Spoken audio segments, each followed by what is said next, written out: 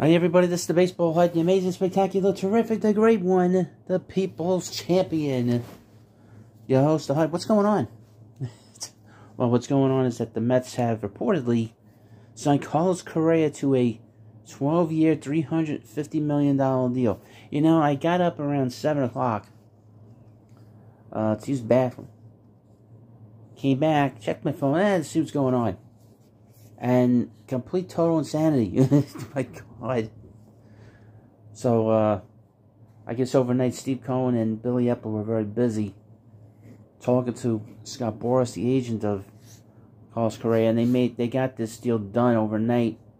The thing that happened yesterday was that there was some kind of issue with the physical that the Giants had for Correa, and that something popped up during the physical.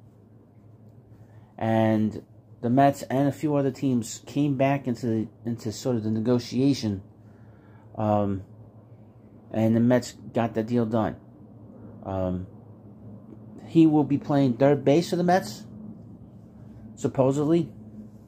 Although there's some talk that maybe second base might be better. You know, looking at his numbers, you know, he would project better as a second baseman, to be honest with you.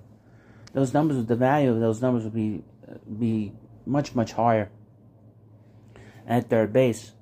But this puts the Mets in a stratosphere. Right now, the luxury tax that they will be going out for next year is over $100 million. And that is higher than the payrolls of at least 10 teams in Major League Baseball. Also of note, is just to give you a little background on him. He played last year with the Twins because he couldn't really find a big contract. You know, after the lockout, he really had a tough time finding work. And he signed the contract with the Twins, which was a shocker at the last minute, right before spring training began, and he opted out. And now the Mets have him. Well, we all know that Steve Cohen last night, he did an interview with the New York Post saying that he wanted this guy, the Mets wanted him badly, and they wanted to sign him because he was a little bit miffed, I guess, that they did not swoop in a little bit quicker. Because the Mets sort of came into it at the last minute, right before he signed with the Giants. Now, the Giants, my goodness. The Giants, by the way, cannot finish the deal with any big player this offseason. And really, the last few years, they lost out on Bryce Harper, they lost on Aaron Judge, and now Correa. Now, again, this contract's for 12 years, $315 million.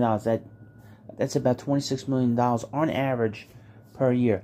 Which the average money is not bad. In consideration of where his contract with the Giants was 13 for $359.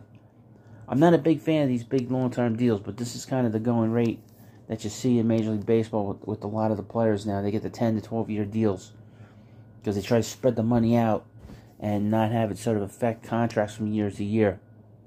And this creates an interesting roster crunch for the Mets, because still, I think their roster is at 39, 40. They've not announced Omar Narvaez, who's this catcher they signed, and they obviously haven't signed and made it official Correa. So they're going to have to make other moves to clear roster space. I'll have another video later discussing some of the things, but just to give you an idea of where the Mets need to be, where the Mets are going to go next. Keep an eye on where maybe Eduardo Escobar gets moved, or maybe he gets put into the DH spot. Maybe they move Daniel Vogel back. Maybe they, and there was a little talk yesterday, which I didn't really care for, of moving McNeil out of here, but I don't think he's going anywhere. Because then it kind of defeats the purpose of having a great infield. But some guys, some younger players that could be gone, Mark Vientos could be gone, and Brett Beatty. But we'll see how that all turns out. So now the Mets have made this, or going to make this kind of a move, this probably gives them the best infield in baseball. With this group, they have 10 guys, they had 10 times these 4 players, Pete Alonso, Jeff McNeil, Correa, and Francisco Lindor, have made the All-Star team 10 times. You got guys that have had 3 gold gloves, 1 guy with a platinum gold glove, and with a lot of hardware on this infield. I mentioned this again about a separate thing about Correa. He's got 18 postseason home runs. He's one of the best postseason players in baseball right now. So he's able to hit good pitching, which is important because the Mets struggled in the big games in Atlanta this year, and against San Diego. So he can hit really good pitching. So that's really a major thing that he has going for him. He's 28 years old. Just to wrap this up, he's 28 years old.